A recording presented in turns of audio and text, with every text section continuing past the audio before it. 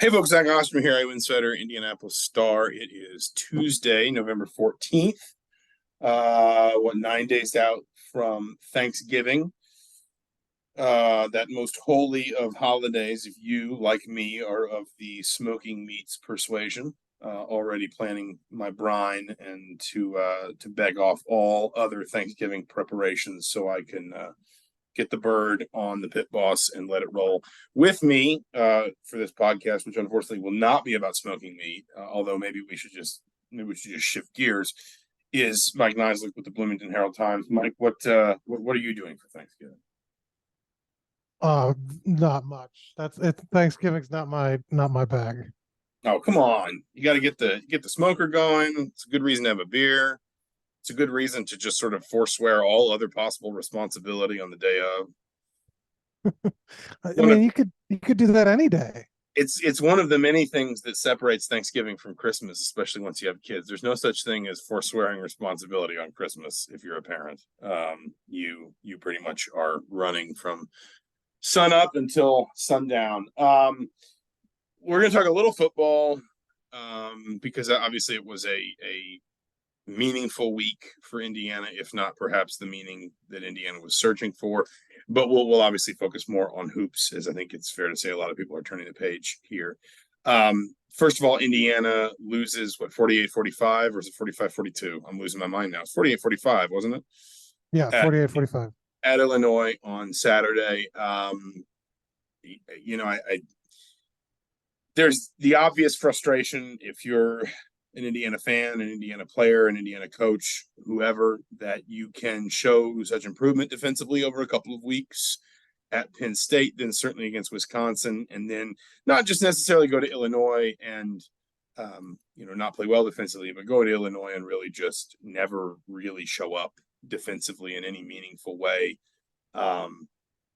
John Paddock, Illinois' backup quarterback who started that game, wound up Big Ten Offensive Player of the Week because he threw for more than 500 yards. Obviously, Indiana allowed 48 points to a team that I don't think had scored that many all season. I don't mean to suggest all this is reducible to cliches, but it does just kind of feel like one of those where you just sort of say, bad teams find ways to lose, and I don't want it to be. I don't want to sound like that's just what we're absolutely reducing it down to, because people will want more depth than that, and I understand that.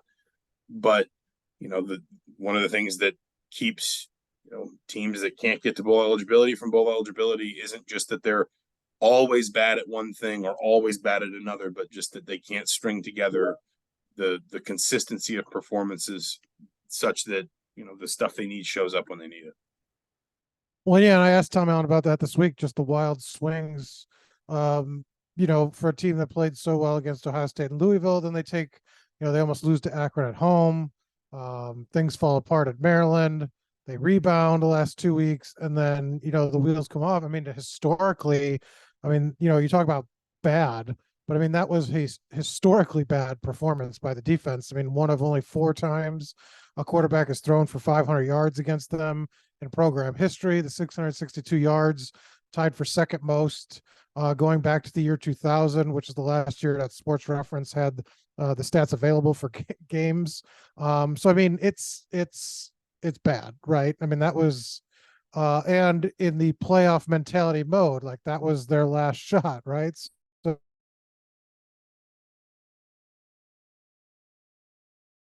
there was no focus issues. And if that's the best the team could muster against an Illinois team, like you mentioned, backup quarterback, still had some nice weapons in terms of Isaiah Williams, who was like unguardable. But have to be absolutely concerned just about what they put on the field. And obviously it weighs more heavily for Tom Allen because he's the defense, he's the guy. That's his defense. And you mentioned the numbers, at least as much historical sort of context as we could lend them. I mean, I do think this is one, and I'm not trying to rub it in, but I do think this is one that like IU fans still talk about the day Larry Johnson came to Indiana and rushed for like 327 yards on a field with like sand. I haven't heard Larry Johnson, the future Chiefs running back. Yeah. Who he was with Penn State. And, there have been some others, Jake Brudock throwing 6 touchdown passes for Michigan in that overtime game in 2015. It just feels like one of those that I think Indiana fans are going to remember because, it also, listen, we can't sit here and guarantee that Indiana would have won its last two games if it had beaten Illinois. But if I had told you that Indiana was going to go to Illinois and score 45 points, and Brendan Sorsby was going to have, if you adjust his total yardage for sacks, he was going to produce more than 350 yards of offense and 5 touchdowns. I think if you were an Indiana fan, you would say, great, can't wait to beat Illinois. And if I told you that Indiana was going to beat Wisconsin and Illinois in back-to-back weeks and show in particular the offensive improvement, because I think you and I discussed being the biggest sort of hurdle for this team to possibly running the table in those last 4 games, it felt like an offense that just you weren't sure you could count on to score maybe more than 3 touchdowns in a game. If I told you that they were going to win those 2 games, and in the second of them, the offense was really going to start to click and find some things, and Donovan McCulley gets going, Trent Howland, obviously Sorsby with his legs as well as his arm, you would have looked at it and said, well, Indiana's probably going to be the favorite. I mean, they are the favorite against Michigan State. I wouldn't be shocked if they're the favorite against Purdue, even after everything. And you would have looked at it and said, well, great, Indiana's actually kind of riding the crest of a wave at the right time. And they're 4-6, but they're going to be the favorite in these last 2 games. And if they take care of business at home, then all they got to do is go up to West Lafayette with it in their hands. Again, it just kind of comes back to the idea that, I think you said it was worrying. And I do think it's worrying that it feels like it's not just one thing, or it's not just scheme, or it's not just, there's this one position where they're just so thin because of injuries or youth or whatever. Even up to and including Tom Allen saying, yeah, I didn't really see this coming. I didn't think that we had practiced that badly or prepared that badly. It just does kind of feel like one of those where it's like, well, then what does that suggest about the whole picture when there's not maybe one root cause you can kind of assign these outcomes to? And yeah, I looked it up last night in terms of where Allen and the team kind of ranks going back to 2021. They're 9-25, 3-22 in the conference, 3-23 against Power 5 opponents. They are one of 5 Power 5 programs with less than 10 combined wins during that stretch. Can you name the other 4? Power 5. Let's see. I'm going to guess Vandy's got to be 1. Vanderbilt's 1. Boston College. Nope. Georgia Tech. No ACC teams. No ACC teams. Well, that's disappointing.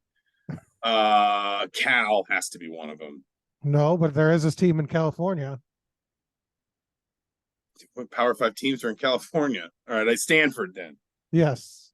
Dang nerds. No, I shouldn't make fun. I would never. One in the Big Ten and one in the Pac-12.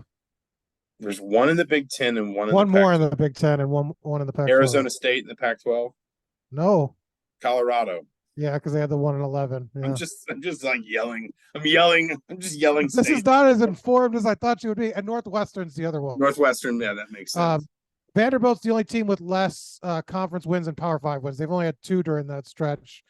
And so you can kind of see where Indiana's at. Obviously, Colorado's on the upswing a little bit in terms of having landed Dion, but I mean, not a group of teams you want to be with, I suppose, right now. And Northwestern's having a better than expected season this year. But in terms of like hope, in terms of like forward looking and like what do you have? I mean, it's pretty bleak when you kind of look at that group of teams, and Indiana's probably right there at the bottom. I mean, if you want to spin it positively, I guess the one thing you'd say is that it does feel like we have seen Indiana make some real progress in these last 2 or 3 weeks. Like suddenly the offense kind of has a way forward. It has some life to it. Of course, in the portal era, the NIL era, that's always a movable feast, and you've always got to make sure that you're sort of, I hate to say it this way, but sort of protecting your assets, essentially like securing your roster. Tom Allen's kind of talked about it that way. And I do think, listen, I am curious about these last 2 weeks because what we're talking about here are intangibles. And I guess just to sort of spin it forward, because I'm guessing most listeners to this podcast don't have a huge interest in thinking much more about the IU-Illinois game. I am interested in these last 2 weeks because what we're talking about here then are intangibles. If there's not necessarily one schematic thing where you can just say, they're terrible in pass defense, or they just don't, the line is too beat up or whatever. You are talking about kind of mentality and approach and collective togetherness, leadership, spirit, all that stuff. And now you got these two games that ultimately they don't mean much in the sense that they're not going to get you to a bowl game without some sort of, weird 5-7 nonsense. And I think this may actually be a year where a couple 5-7 teams get to bowl games, but I don't think that's something Indiana's really going to worry about right now for obvious reasons. On the other hand, listen, I think it's only twice in the last 20 years Indiana's had the bucket and the old brass spittoon in the same season. Has won them both in the same season. There have been years where they only won one. There have been years where they didn't even play for the spittoon. But, Indiana's still favored on Saturday. If they win Saturday, they'll probably be favored at Purdue. At best, I'm guessing that would be a pick'em game. My point is, you can still, theoretically, if you're Indiana, win more games than you won last year, win more trophy games than you won last year, win your first game over Purdue in 4 years because they didn't play during the COVID season.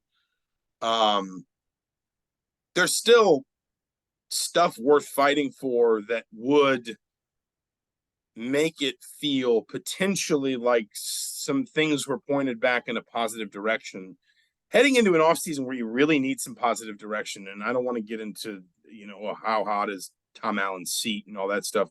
But like we've talked a number of times, you and I, about just the difficulty of Indiana's schedule next year. Like you have got to feel like you've got some identity and some momentum going into next year. And I just think it's going to be an interesting test for anyone and everyone who's kind of got a hold on that locker room. Basically just what kind of effort Indiana can get out of these last 2 weeks. Yeah, and not to dive, like you said, the coaching thing, but kind of you're damned if you do, damned if you don't a little bit with that schedule next year. I think it's probably frustrating for Tom Allen that he was, if you go into this offseason 5-7 and you had the schedule that they had previously for next year, you were probably feeling pretty good and you could lay out a vision. And now you kind of run through the gauntlet again. It's tough. And if they brought in somebody new, you set them up with that, gauntlet. I mean, it's just, there's no win situation for next year with that updated schedule for Indiana. But like you said, I think you're looking, when he lays out, at the end of the year for Scott Dolson, I think you want as many positive data points as you can. I mean, you can keep a Donovan McCulley, if you can keep Trent Holland, and you've got Sorsby and Rod Carey kind of locked up. I mean, that's your offense next year, right? Like an EJ Williams comes back because he has eligibility.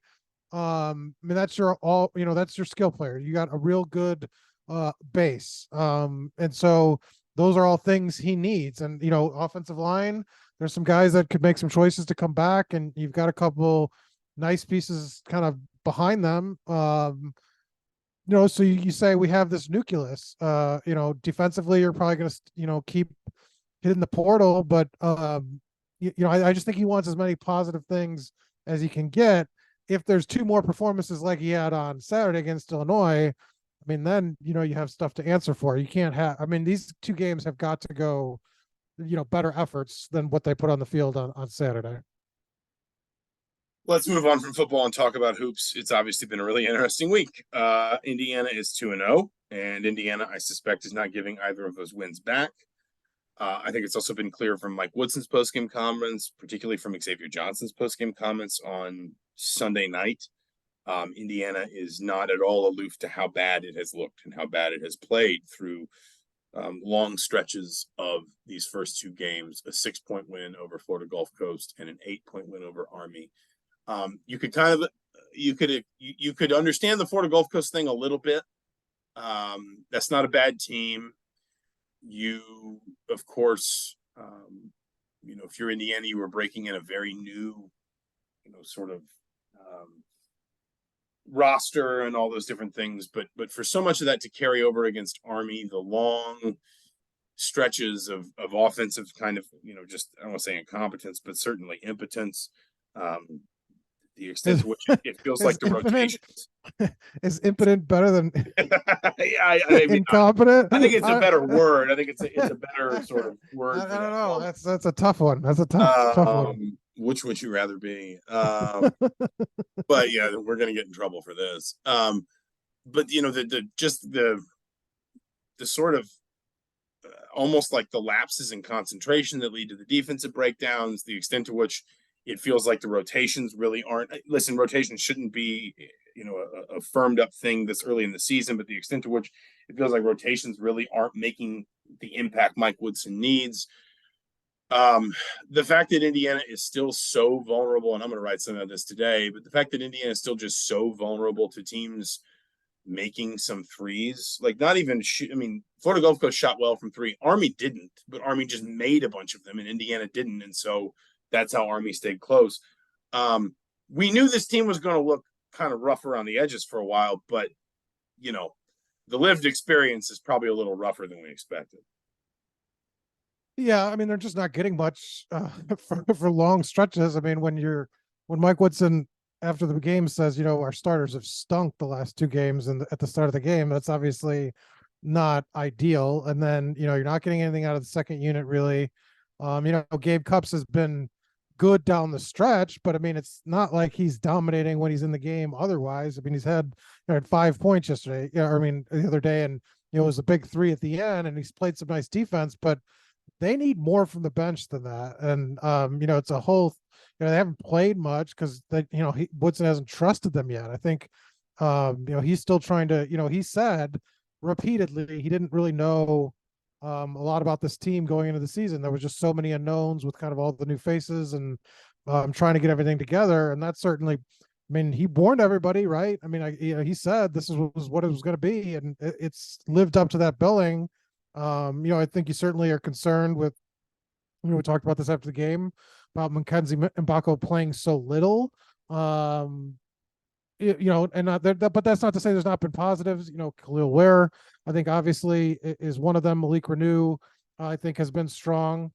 So you kind of try to build on those, and maybe it just takes kind of focusing on the good things right now for him offensively to try to get those fast breaks going and get some things started. Yeah, I mean, it's kind of hard to if for reference, Indiana's 72nd right now in adjusted offensive efficiency on KenPom. Indiana's 60th defensively. At the baseline, I don't think Indiana's defensive performances have been terrible. They've not necessarily been great, particularly defending the three against Florida Gulf Coast. But I think, if there's like a numbers issue to me, it's that this team in games like that needs to show the capacity to have a couple of runs where it just scores 12 or 15 straight points. It should be better.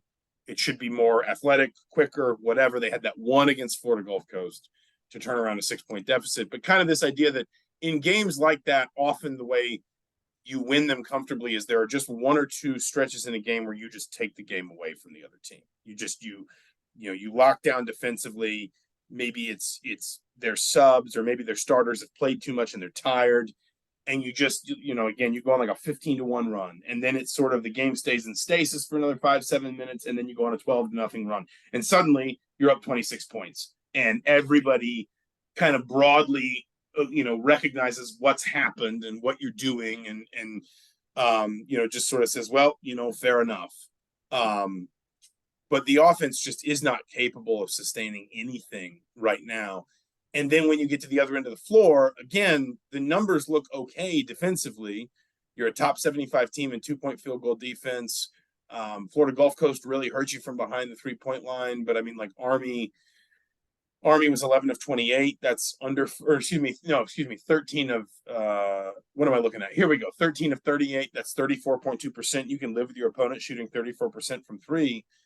But when you are producing so little offensively, I think you're at a place, and again, I'm going to write some of this, and one of the many problems Indiana's had with the 3-point line, frankly, for the last 7 years, has been that opponents don't necessarily need to always to shoot it well for it to be effective. They just need to shoot enough of them that they get a significant volume of makes that Indiana's not matching. Again, 13 of 38 from three is not a great number for Army, and I don't think Army was taking all those threes because some of them were open. Some of them were just kind of settle shots. I think some of them were Army just saying, I'd rather take a three than drive at Khalil Ware.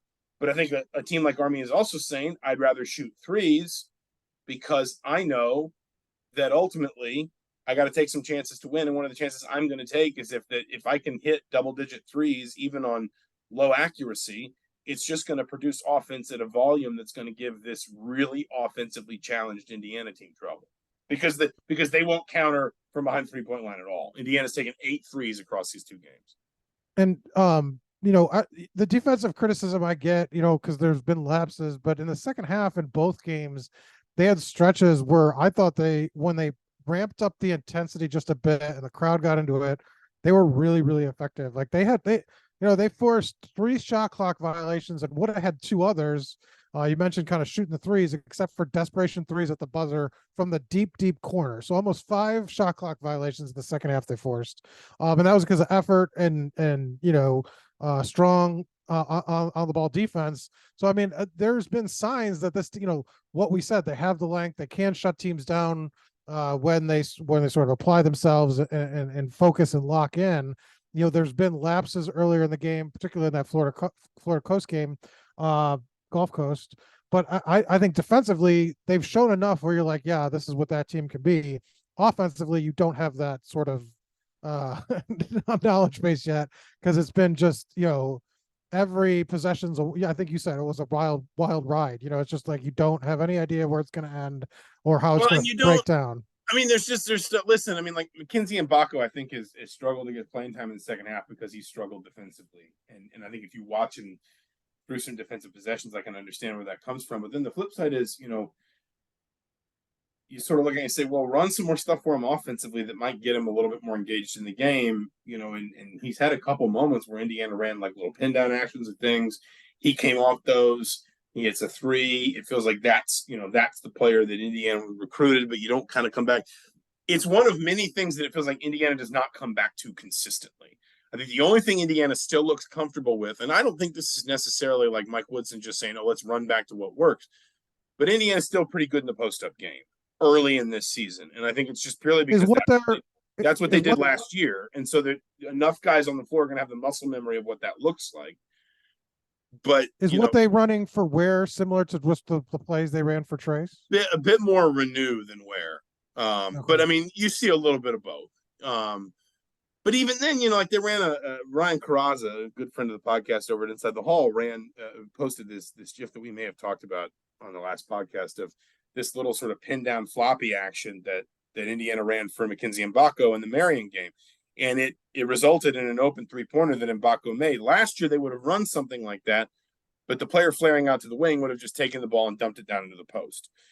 It looked like, oh, hey, here's a different wrinkle on the same thing, essentially. But now, instead of feeding Trace Jackson Davis, you've got this 5-star wing player that can, pop out, set his feet, and get a shot up really quickly. And he's 6'8", so you're not going to be able to contest it effectively. And it felt like, okay, these are the little sort of wrinkles that Indiana can sprinkle in, and they haven't been able to consistently sort of put those things together. They also, they want to play faster. I think you understand why they want to play faster, both because of their half-court challenges and also because of the length, the speed, the athleticism they can put on the floor. But they're turning the ball over on 22.2% of possessions, which is way too high of a number. They're not rebounding the ball well offensively or defensively. They're 253rd in the country in offensive rebounding percentage, and they're 232nd in the country in opponent offensive rebounding percentage. And so you throw any of that stuff in alongside, again, just an inability to, make the 3-point line work. Like if you're not going to take threes, and Indiana has made 4 in each of these 2 games. They've only attempted 24. I mean, that's 12 attempts a game. That is a bottom of the barrel kind of number. If you're not going to attempt threes, you can't allow opponents to take them. You just can't, because the sheer math of it, if you think about it, is if you make, 3 out of every 6 twos, they only have to make 2 out of every 6 threes to match you. So you've got to shoot 50%. They've only got to shoot 33, and they'll still go blow for blow with you. And as much as basketball has become a sport that is reliant on the 3-pointer, more and more players are probably going to have a comfort level with shooting from pretty long distance, which means you can't necessarily look at a guy and say, oh, he's not going to pull from there. Even an Army or a Wright State or whatever, you're still going to look at that player and say, probably got to go get up on him. and get close to him. There's just, I mean, I put these numbers together Sunday night when I got home from the game because it was fresh in my mind. Indiana, this is the percentile nationally in made threes across the course of the last 6 seasons. 310th, 286th, 312th, 214th, 264th, and 298th. Indiana has actually scored more points from behind the 3-point line in each of the last 2 seasons than they did in any of Archie Miller's 4 seasons, save the 1 year that Romeo Langford was in Bloomington, which also coincidentally was a year Indiana played 3 postseason games and went to the NIT quarterfinal. But the problem is they're just not shooting threes. And what you see in the flip side is, for the last 5 years, their opponents have been 209th or worse in opponent 3-point shooting. So in other words, opponents have been making like a higher than median percentage volume of threes.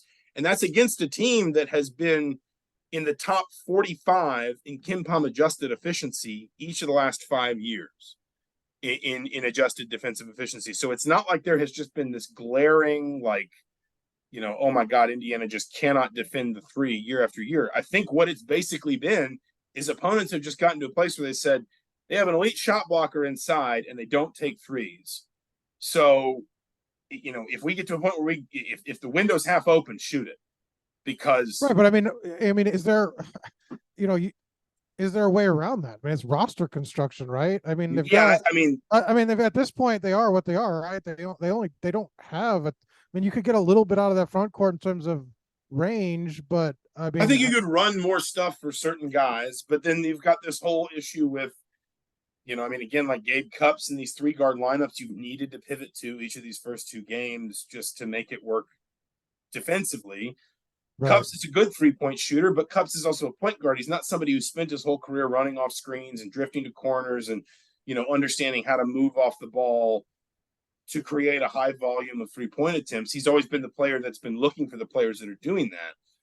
Yeah, I mean, it's I don't know. It's almost kind of like a devil's bargain in a way, because Indiana's not actually that bad defending the 3. That's not the issue. Like, it's not some schematic. Oh, but the point is teams are going to commit to shooting it whether they make it or not, because they don't have to make very many to keep the score even. Yeah. Even essentially. And but on the flip side, I don't know, what's the solution when you don't have a barrage of 3-point shooters or guys that's sort of in their wheelhouse, or Mackenzie's going to. You've got to make up the offensive gap quickly, because what made this work for Indiana across the last 2 seasons was they were just so remarkably efficient inside that right. They don't have that. They have nothing right now. I mean, no consistent offense right now. So they've got to find something. But what that is, it's sort of mystifying right now. I mean, when the guy that you kind of thought would be your leading scorer is, spending most of his time on his bench, that might change. But probably needs to, like you said, change in a hurry, because you need to get him in the flow in these games. These are the time when you need to kind of get him ready for that Big Ten schedule in Mackenzie and Bako, don't you think? Yeah, and I think you've got to find ways to showcase these better. For example, Kalel Ware, who has been really good across these first 2 games. Indiana's best stretches have tended to come when they have gotten Ware really involved, when he's been on the floor and when they have run stuff that has put the ball in his hands in positions where he's really comfortable. And then, coaches will always say, well, we want our defense to feed our offense and not the other way around. But listen, anybody who's played any sport ever will tell you that you score a touchdown, you knock down a couple shots, you score a goal, suddenly the joy of life is in your legs again, and maybe you're running a little bit harder in transition, or you're working a little harder. Well, I think Xavier Johnson took charges in each of these games that sort of ignited, the Indiana, both times. So to your point. The other thing I would say too is Indiana has got to limit turnovers, and it cannot be so weak on the defensive glass. I think the problem you have there is you're turning the ball over because you're trying to run, because you feel like you need that to be your offense, because you don't want to get into the half court because it's so much of a grind, and because you don't really, again, it's not even like I remember some of the Archie Miller teams that couldn't shoot threes. And I mean, you would look and you just see, I mean, there'd be, 5 players with a foot in the paint at any given time. I don't think this team has that problem necessarily so much as I just don't think it knows where it's supposed to go for kind of that consistent scoring rhythm yet. So you want to get out and run because you don't want to get bogged down in half court offense where you're not as good. But you also need to stop allowing so many offensive rebounds, which means more guys need to hang back and maybe you need to play a little slower. Well, suddenly, these two. Well, and these, also the these two rebound. I mean, traits when you're playing a short 3-guard lineup for 10 minutes in the second half each game, I mean, that's what you're giving up. You're conceding the rebounding, right? I mean, they've played, I think it's more than 10 minutes with that 3-guard lineup in each of the first 2 games in that second half. So, Woodson said that that's our best look defensively. So you're kind of giving up some of the rebounding edge. I think that might change a little bit once you go bigger down the stretch. But I mean, they haven't been particularly good on the boards earlier in games either. But that's to Woodson's point that they haven't played very good in the first 10 minutes of games. So a lot to fix. And, Xavier, you mentioned his comments, said practice effort and effort kind of across the board's got to pick up here in a hurry. And maybe, Wright State or maybe, the scare against Army sort of knocks them out of that and gets them sort of, I don't know, more locked in here, or that trip to New York with all the eyes. You look for something that, kind of provides that spark, and maybe it's this week with some, obviously big time games.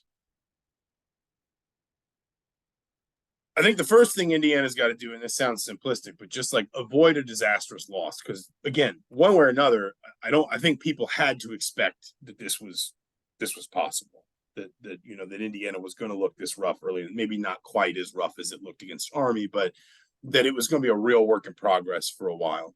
So I think the first thing you've got to look at, basically across the next, let's say, month, you can't lose to Wright State, you can't lose to Harvard, and if we assume for a moment that they don't beat Connecticut, you can't lose to Louisville. Assuming Louisville loses in the first round? I'm assuming Louisville loses a lot. Like, I'm not sure what I'm assuming Louisville doesn't lose at this point. Across the next month, the first thing you have to assure yourself is 5 wins from the 2 they've already got, plus Wright State, potentially Louisville, and Harvard. Then from there, like, if you could just pick up 1 or 2 scalps, like Maryland doesn't look great right now, and that's not like a win that's gonna, send people down to Kirkwood rioting. They just lost to Davidson and Alabama Birmingham in some non-conference event in Nashville. But it's basically just anything else beyond that you could build on. Great. But Indiana plays, I'm literally just counting in my head while we do this. I think Indiana plays 12 games before the new year, if I'm not mistaken. Maybe it's 13. 1, 2, 3, 4, 5, 6, 7, 8, 9, 10, 11, 12. Yeah, I think it's just 12. Indiana plays 12 games. That math doesn't add up. 5, 6, 7, 8, 9, 10, it's like, 11, 12. I can see on video. It's like the wheels are turning. And it's 12 games. Oh no, I know what it is. Okay, Indiana plays. Here we go. 13 Indiana with plays with 13 the games. I'm not seeing the second game in New York is the problem on the Kim Pump. 13 games between now and the new year. I mean, if it could be 8-5, and of the 8, all 8 were just the teams it can't lose to, I think that's kind of got to be, I don't want to say the expectation, but I think that's the thing where if you're looking at Indiana between now and the new year, you just sort of say, get to January intact and let some of the ugliness of November and December kind of inform where you've got to get better. So you're saying, the losses then would be like Kansas, the losses would be Connecticut, Maryland, Michigan, Auburn, and Kansas. Michigan. Who was the other one? Oh, Maryland. Kansas. Maryland, Connecticut, Maryland, Michigan, Auburn, Kansas. But Maryland's one that you want to probably try to get, just because. Yeah, and if you could add, listen, if you can get 2 of those, you'd be in great shape given what we've seen over the first week. If you could even just get a Maryland or like an Auburn on a neutral floor, and I think Auburn's a good team. But my point is, if you can add any one, basically what I'm essentially arguing here is get to January with your head above water. Right. Which is to say, don't lose any of these games that are going to be an anchor tied around your ankle on Selection Sunday. And then if you can add anything after that, that is a bonus, because there's going to be a lot of just, kind of grinding through it, I think, for a while. And I mentioned this in an insider, and we're running short on time, but it is interesting to me. 5 days between Florida Gulf Coast and Army, 4 between Army and Wright State. You're going to get the week off. Now, the guys are going to be able to go home for Thanksgiving for a little while, but you're going to get the week off for the most part between whoever you play on Monday in New York and the Sunday against Harvard. Then you don't play from Sunday to Friday when you play Maryland. There's a Tuesday, Saturday in there. There's obviously it's finals week, but there's a whole week from Saturday to Saturday between Auburn and Kansas. And then you're going to have at least a little time during the Christmas break. There's time for teaching, I guess, is my point. Like, this isn't a non-conference schedule where there's a lot of games condensed into a really short space of time. I think the only time Indiana plays more than like 3 games in a week, if I'm not mistaken, is the Kansas, Morehead State, North Alabama, when you get the other side of the semester and you're into the holiday break. I think that's the only 3 games in a week stretch, which is not always common for non-conference schedules. There's time to teach, and I think Indiana's just kind of got to keep its head above water while it figures some things out. And you've got to hope that the guys who need to get the message get a message, and that you get a little healthier with guys like Peyton Sparks, and you just kind of work through some of this and just, like I said, just kind of grind your way through it. Yeah, I mean, and like I said, I think this next this 5-day stretch where they have Wright and then the Empire Classic, I think they'll have a lot of, you mentioned teaching. They'll have a lot on film to sort of say, here's what we want to avoid, here's what we need to do more of, against some competition that, obviously talent level wise is going to be closer to what they faced during the Big Ten, as opposed to an Army or Florida Gulf Coast. So to your point, I think Mike Woodson should be willing to try some different things here, to give himself the looks of what does and doesn't work, so he can kind of learn more about this team in real moments. We'll leave it there for now. He's Mike Niziolek. I'm Zach Osterman. We'll be back probably sometime next week. We'll both be in New York, so we will, the good, the bad, whatever in between happens at the world's most famous arena. We will get an up-close look at it and obviously discuss it for your listening pleasure in the aftermath. Between now and then, for the Indianapolis Star, the Bloomington Herald Times, I'm Zach Osterman. This has been Mind Your Banners. Thank you so much for listening. We'll talk to you soon.